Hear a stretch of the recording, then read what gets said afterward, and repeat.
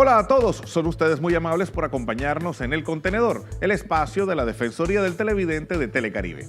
La semana anterior estuvimos dando respuesta a muchas de sus inquietudes y quejas sobre la programación de nuestro canal regional. Y eso nos trae al tema de hoy: la importancia de una participación crítica y activa de la televidencia sobre los contenidos audiovisuales que está recibiendo, el que hagan valer sus derechos como televidentes y como ciudadanos. Ese será nuestro tema de hoy en El Contenedor, el espacio de la Defensoría del Televidente de Telecaribe. Bienvenidos. Sin duda, la televisión es el medio de comunicación más importante del mundo, sobre todo a partir de la segunda mitad del siglo XX. Sus contenidos son vistos por todos y no solamente en la pantalla televisiva como tal, sino en las múltiples pantallas que nos acompañan ahora, las pantallas portátiles que prácticamente están en todas partes. ¿Qué tan selectivos somos los televidentes a la hora de escoger lo que podemos ver?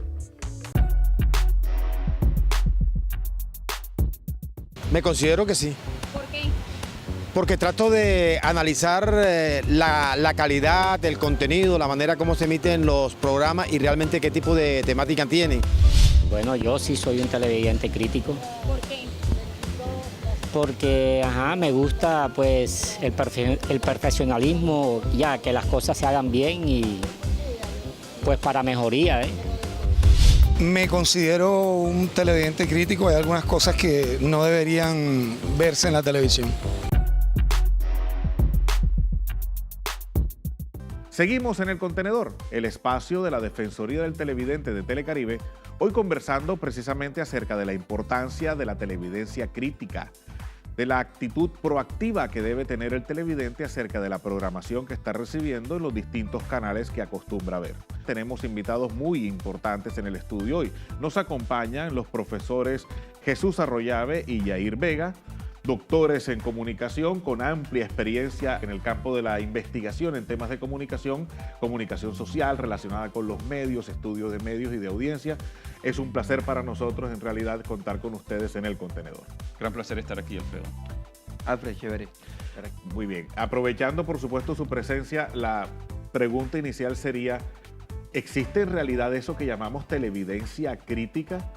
¿No será de pronto una utopía a la que queremos apostarle, el de la televidencia crítica? Yo diría que sí existe. En el pasado tendíamos a pensar que la audiencia era pasiva, amorfa, fácil de influenciar, y lo que nos ha dicho un cúmulo muy grande de investigación, bastante minuciosa y digamos que tiene ya toda una tradición histórica, es que sí hay un proceso muy activo de recepción que no necesariamente es permanente. Es decir, hay momentos en donde sí se ejerce, es decir, muchas veces nos sentamos frente al televisor y tenemos más bien una actitud de disociarnos del mundo, de estar un poco desconectados, y lo que estamos observando cumple como una labor de algo de trasfondo que intenta distraernos. Pero en otros momentos prestamos mucha atención, es decir, el proceso de atención es clave para diferenciarlo. Si hay una atención muy parcial, muy escasa, el resultado es cualquier cosa que aparezca ahí, de pronto observo, voy deconstruyendo, pero no tiene gran impacto. Pero si me interesa, presto full atención, estoy totalmente concentrado. No solamente estoy captando el mensaje de manera clara, sino inclusive estoy llegando al proceso de identificarme con el personaje, de adentrarme en la historia, pero también de reflexionar en torno a si esos contenidos si realmente comparten, por ejemplo, asidero con la realidad, o por el contrario son una especie de manipulación muy deliberada frente a la realidad que yo conozco. O sea que para usted sí existe televidencia crítica. Sí, sí existe televidencia, no siempre se da, no hemos hecho estudios concretos, por ejemplo, en el contexto local o nacional, pero en el contexto internacional sí hay estudios muy específicos y nos hablan de una cierta audiencia con unos criterios críticos muy claros. Muy bien, profesor. Yo creo, Alfredo, que el tema es que entre más tengamos nosotros elementos que medien lo que recibimos de la televisión, podemos tomar distancia y juzgar lo que recibimos de la televisión. Lo que pasa es que con la televisión pasa como con muchos otros aspectos de la realidad, como cuando alguien nos hemos creído el cuento de que todo lo que sale en la televisión es verdad. Si uno parte de ese supuesto de que todo es verdad, Entonces simplemente lo creemos unilateralmente pero cuando tú tienes un tipo de formación, por ejemplo, si en la familia se habla de la televisión, esa discusión que se genera allí comienza a hacer que el televidente pueda tomar distancia. No es tanto, por ejemplo, que uno le diga a un hijo, no crea en lo que dice en la televisión. Si uno discute en la familia sobre lo que viene, él comienza a decir, pero esto como que no es real. Entonces puede haber una distancia. Lo que pasa es que yo creo que en este momento de lo que estamos llamando la posverdad, la gente no está buscando verdades, o sea, no le importa si lo que dice en la televisión es verdadero o no, sino que generalmente la gente busca seguir afirmando las cosas en las que ella cree. Entonces la gente va y busca en lo que ve en la televisión para buscar todos los argumentos para afirmar sus creencias, sus elementos que están allí y de alguna manera eso hace que pues, pueda ser susceptible de manipulación. Muchas veces, por ejemplo, por decir algo, un político, la gente puede estar viendo 80.000 evidencias de que no está haciendo las cosas bien, pero no las quiere ver. Pero él va y ve y busca en lo que ve en la televisión lo que le permite afirmar su creencia y seguir ciegamente. Entonces digamos que no estoy tan seguro de que la sociedad adulta en este momento esté tan interesada en ser crítica. Yo sería más optimista en las generaciones que vienen, en cómo trabajar desde los niños, desde pequeños, para que comiencen a entender la lógica de lo que es la televisión, los medios y eso, para que puedan crecer tomando distancia. Si me permite, quisiera ampliar un par de ideas que me parecen muy interesantes de lo que acaba de comentar Yair. O sea, de una parte está esta idea de que, y hay suficientes estudios empíricos que dicen, en aquellos contextos en donde los padres colocan, o sea, ponen a reflexionar a los hijos sobre los contenidos mediáticos, se han hecho estudios y se ha demostrado que tienen una mayor percepción crítica de esos contenidos. Es decir, no es tan solo sentarse y burlarse de los personajes o hacer chistes, sino hacer preguntas incisivas en torno a esos contenidos mediáticos e intentar colocar procesos de reflexión en esos chicos. Entonces, una recepción crítica también arranca en casa y tiene que ver con esos procesos de visionado de contenidos mediáticos que se dan en familia. Y lo segundo, quería como corroborarlo con una de las teorías que más se está trabajando modernamente, que es exposición selectiva. Sí, señor. Y lo que nos plantea esa teoría es que nosotros nos exponemos de manera voluntaria y muy particular a aquellos contenidos que se identifican con nuestras formas de ver el mundo, de pensar. Inclusive, algunos decían que Facebook, que los medios sociales eran la panacea porque nos iban a brindar una cantidad de opciones y miradas distintas de la realidad. Y resulta que los estudios contemporáneos que han mostrado es que la gente, a pesar de que tiene muchas opciones, rechaza o deja de lado aquello que no hace consonancia con sus ideas y solamente selecciona de manera consistente lo que se identifica con su forma de pensar. Este es El Contenedor, el espacio de la Defensoría del Televidente del Caribe colombiano. Ya regresamos.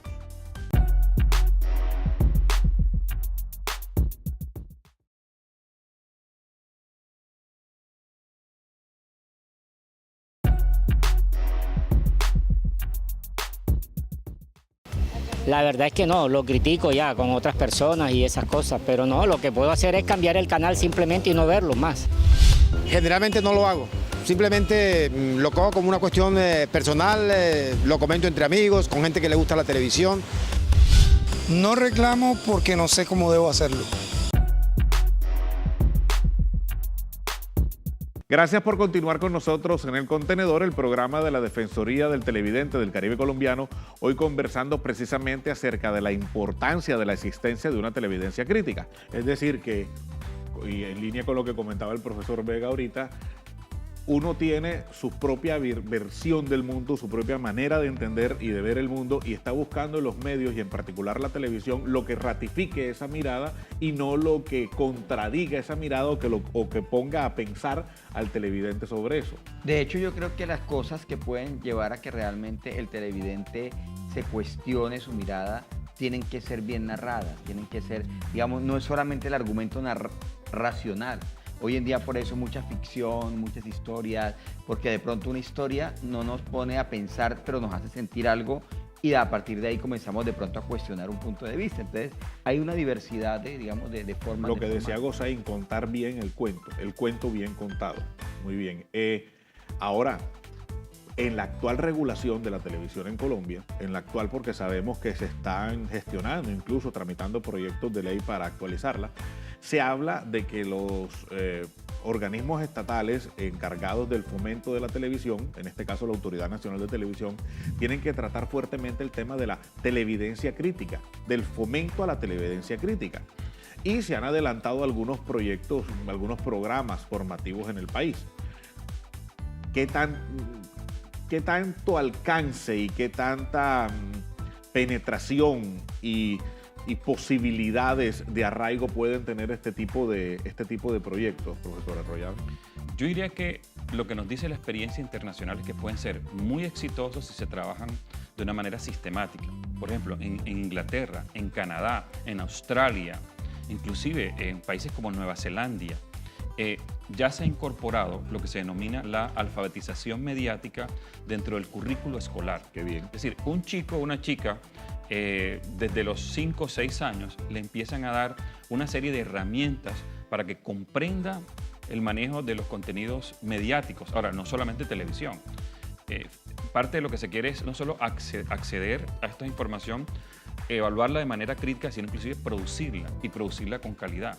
Entonces, cuando tú tienes a un chico que se está formando desde la primera infancia y de manera consistente, está comprendiendo el lenguaje audiovisual, comprendiendo el lenguaje auditivo, comprendiendo el lenguaje periodístico impreso. Entonces, ya esta persona, como decía ahorita el compañero Yair, tiene muchas más herramientas cuando se enfrenta a un texto mediático que alguien que en ningún momento ha recibido ningún tipo de orientación y que de pronto creer que lo impreso o lo que sale en televisión es la verdad revelada. Entonces, yo creo que si hiciéramos el ejercicio juicioso de incorporar a la educación, como ya existe en muchos países, esto de alfabetizar mediáticamente, fíjense que a nosotros nos enseñan a alfabetizarnos, por ejemplo, en textos literarios. Y sabemos el argumento, el personaje principal, el personaje secundario, pero hoy en día, ¿qué es lo que consumen los jóvenes? Y buena parte de los adultos también, contenidos mediáticos. Se habla de que están más expuestos a contenidos mediáticos que a horas de clase e inclusive a horas de sueño. O sea, es lo que más. Piensa un chico con su celular en la mano, con su tablet, con su computador en su cuarto. Entonces, frente a esa gran relación de horas, invirtiéndolo en tener esta exposición mediática, ¿qué herramientas se le ha proporcionado para deconstruir esos mensajes? Y yo creo que en la misma línea de lo que dice Jesús, no hay que, digamos, para ir tan lejos, nosotros hicimos una experiencia con el programa del Defensor del Televidente, que fue el proyecto Observar TV. Nosotros trabajamos de manera sistemática talleres con grupos de niños escolarizados en Barranquilla, donde ellos comenzaban a ver televisión y a juzgarla, a decir, entonces comenzaban a decir, hombre, ¿por qué a una persona afrodescendiente siempre la pueden hacer oficios varios? ¿Por qué no es el gerente? ¿Por qué el homosexual siempre es el peluquero y siempre lo presentan de manera chistosa y ridícula? De burla. Objeto de burla. Entonces comenzaban a entender y a decodificar y a hacer juicios sobre la televisión. Y luego de muchos años, bueno, nosotros hicimos una evaluación que inclusive la publicamos en uno de los journals más importantes en los resultados de eso. Y hoy en día yo recuerdo que cuando hicimos el lanzamiento del libro que publicamos sobre eso, invitamos a los niños que eran en esa época y ya estaban 20 años y las mamás decían, esa experiencia fue importantísima para ellos, porque al enseñarles a ser críticos frente a la televisión, se volvían críticos frente a la vida, frente a todo, o sea, tomaban distancia, aprendían, porque uno no puede ser crítico frente a algo y no frente a otra cosa. Entonces, pensamiento crítico es frente a, inclusive frente a la familia, frente a todo, o sea, porque mi papá me dice no hables con la boca llena y está con la boca llena de comida. Entonces, es como algo que realmente nuestra sociedad, de la escuela, realmente el pensamiento crítico en general no lo está formando. Y como dice Jesús, así como tenemos clase de análisis literario en español y literatura, ¿por qué no tenemos análisis mediático para poder analizar la televisión, Facebook, medios sociales? Todo eso deberíamos en este momento en la escuela, por lo menos, porque bueno, la familia seguramente unas las hacen, otras no las hacen y a veces no es tan fácil ordenarlo. Pero si ahí tenemos la formación sistemática en la escuela, debería, por ejemplo, ser algo. Yo agregaría esto, si me permiten. Gran parte de los maestros se quejan de que ahora los chicos están conectados al celular, que están conectados a su tableta, que se ha convertido en una fuente constante de atención. De distracción. De distracción permanente. Entonces, la idea es por qué no curricularizamos estos medios, lo involucramos en la clase e intentamos a ver cómo se hace ejercicio desde el celular y desde la tableta, pero que con sentido crítico busquen información y la analicen. Entonces ya está dándole un sentido mucho más complejo que sencillamente ver la foto del compañerito o la compañerita del fin de semana en la discoteca o del otro que estuvo haciendo algo divertido y se tomó. Entonces yo creo que se trata de eso, curricularizar los medios para efectos de ir ya haciendo estos ejercicios críticos. A manera de resumen, perdón Yair, de lo que hemos estado conversando, es que así como en el colegio se enseña a leer y a escribir y hay asignaturas de análisis literario, se pudiera enseñar a leer y a escribir con imágenes y a analizar esas imágenes. Ahora, ¿no será también que nuestro televidente, y no solamente del Caribe, sino el televidente en general, que ha asociado el acto de ver televisión a lo que el profesor Arroyave comentaba hace un momento, de abstraerse de la realidad y simplemente como olvidarse de los problemas de la oficina y de lo cotidiano y sentarse a olvidarse de las cosas? ¿No será que el televidente acostumbrado a eso apaga por algún momento el mecanismo de pensar y de reflexionar y que encenderlo precisamente alrededor de los temas televisivos le cuesta trabajo y que por eso tal vez no se exprese o no manifieste todo lo que debería manifestar sobre los medios en general? Yo creo que puede ser eso, ¿verdad? Y yo creo que a todos nos ha ocurrido, es que en alguna oportunidad, después de un día muy fuerte de trabajo, uno quiere relajarse y qué bueno observar algo distinto y no necesariamente con toda mi atención, porque ya lo que quiero es precisamente dejar a un lado todos estos procesos que impliquen mucho esfuerzo, ¿verdad? Pero también pienso que tradicionalmente no ha habido un espacio para que el común denominador de los televidentes expresen aquellos que en lo cual están en desacuerdo, aquellos que quisieran realmente encontrar, sobre todo porque la televisión es el acompañante casi que permanente. Si analizamos en dónde están los hogares, en la habitación, en la sala, en el cuarto de los chicos, casi que es un compañero más de la cotidianidad. A veces y esto yo creo que pone de manifiesto la fuerza que tiene la televisión, uno se encuentra con un actor que ha visto hace años y uno siente que creció con él en la infancia. Y resulta que era que uno veía ese programa y de pronto, producto de ese ejercicio, se creó esa interacción que hoy en día tú sientes que es alguien tan cercano. O sea, eso ya nos habla del impacto, ¿verdad? Y de cómo crecemos. Si hiciéramos el ejercicio de mirar cuántas horas hemos consumido televisión desde el primer día que vimos un programa, o sea, es una suma increíble. Pero desde esa perspectiva la pregunta es, ¿y qué tanto hemos nosotros intercedido por, ya que consumo tanto, hacer algo para que esté presente lo que considero que satisface no solamente mis deseos a nivel de recreación, sino también a nivel educativo, a nivel informativo, a nivel de construcción intelectual? Yo creo que también es importante ese espacio para que el televidente tenga la posibilidad de hacer, pero expresar es que su yo opinión. también creo ahí que a veces nosotros le queremos pedir al televidente que asuma frente a la televisión. Le estamos pidiendo mucho. Una postura que no asume frente a la vida. O sea, si la persona no se preocupa por las políticas públicas sobre educación, entonces, ¿qué se va a preocupar por la calidad que le están ofreciendo en la televisión? De hecho, además, muchas veces nosotros como televidentes consideramos que la televisión es ajena, que no tenemos la posibilidad de participar, que yo no puedo decir nada para mejorarla. Ya seguimos en El Contenedor, conversando sobre la importancia, la pertinencia, la existencia de una televidencia crítica. Ya regresamos.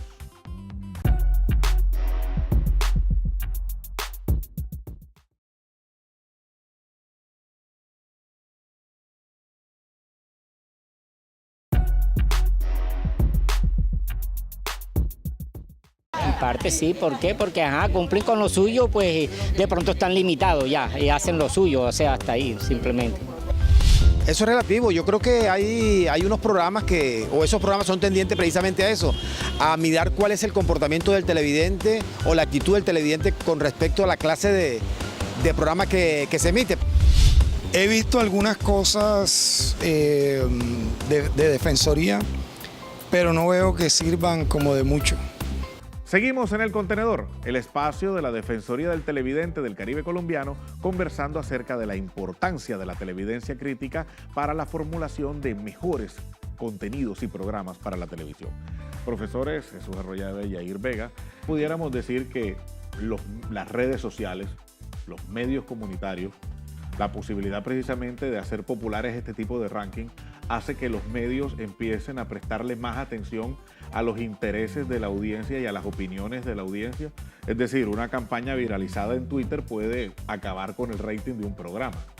O sea, yo creo que hoy en día ya nos estamos dando cuenta de que en ciertos casos hay una demanda de la políticamente correctitud, digámoslo así. Por ejemplo, ya una campaña que salió hace poco, donde presentaban una empresa de teléfonos celulares, creo que era precios bajos, y utilizaban gente de talla baja. Entonces la gente llegó y comenzó a cuestionar que por qué lo hacían, que eso era discriminatorio. La empresa tuvo que salir a presentar excusas. Entonces yo creo que ese es un ejemplo, por ejemplo, de cómo la gente puede controlar y decir, mira, yo no quiero ver más discriminación. Yo concluiría que en la medida en que tengamos una audiencia empoderada y consciente de estos procesos y que se pronuncia, estoy seguro que empezamos a observar cambios porque ya han existido. Ya se han dado desafortunadamente en temas muy puntuales, pero si fuera transversal y fuera más consistente, seguramente ayudaríamos enormemente a mejorar estos productos y la manera como se representan a muchas personas pero es que ahí en los medios, ¿no? Vuelvo, Jesús, el tema de crítico frente a qué. Estado colombiano, Fondo de Población de Naciones Unidas, hacen unas cartillas para crear ambientes escolares incluyentes, donde la diversidad esté allí. ¿Qué es lo crítico frente a eso? La sociedad conservadora, claro, que se expresa y dice, no queremos un colegio donde nos enseñen a aceptar la diferencia. Entonces, por eso digo que uno, para ser crítico, requiere que la sociedad tenga distancia frente a eso. Entonces, obviamente, la sociedad acepta, y uno lo ve en la música, lo ve en muchos lados, la reproducción de una lógica dominante, pero la gente no puede ser crítica frente a algo que comparte. Que termina siendo parte del decorado. El decorado. Este tema indudablemente da para seguir conversando y muchísimo, y de hecho este programa es continuación de la semana pasada. Precisamente atendimos muchas inquietudes de televidentes relacionados precisamente con ciertos elementos del canal regional con los que tenían algún tipo de inquietudes. Indudablemente tenemos que seguir hablando al respecto. Han sido ustedes muy amables, profesor Jesús Arroyave, profesor Yair Vega, por haber estado con nosotros en El Contenedor, y la idea es comprometerlos de una vez a que más adelante, en esta tercera temporada, podamos seguir conversando sobre estos temas. Con mucho gusto, claro que sí. No, y pienso que podríamos de pronto, Alfredo, pensar en hacer unos talleres y hacer un programa in situ con gente. Yo insisto, Bueno, me ofrezco. muy bien, y nosotros aceptamos ese ofrecimiento, profesor. Ya seguimos. Este es el programa de la Defensoría del Televidente del Caribe colombiano. En El Contenedor, su opinión es muy importante. ¿Es usted un televidente crítico? ¿Por qué? Ania Mochilas. Sí, claro, porque considero que es importante una buena programación, sobre todo en una franja familiar. Brigitte Joana. Soy televidente crítico porque hay una constante retroalimentación entre espectador y TV. Judy Rincón. Soy televidente crítico porque considero que la programación que se emite en el canal debe ser confiable. Gabriel Vélez. Soy televidente crítico porque me pronuncio cuando un programa no es apto en su contenido. El Contenedor es el espacio del televidente. Opina, participa, porque un buen televidente hace una mejor televisión. La televisión es un ejercicio colectivo que educa, informa y recrea. Pero ese ejercicio colectivo necesita de la televidencia crítica. Necesita de la participación de un televidente que sea capaz de entender que con sus opiniones, con sus inquietudes, contribuye a hacerla mejor. Porque un buen televidente hace una mejor televisión. De allí la invitación desde este programa para que el televidente haga valer sus derechos, critique, opine y participe sobre la programación que recibe y la programación que desea ver. Muchas gracias por haber estado con nosotros en El Contenedor. Este es el espacio de la Defensoría del Televidente de Telecaribe. Este es su espacio. Recuerden que podemos estar en contacto a través del correo institucional y de las redes sociales. Hasta pronto.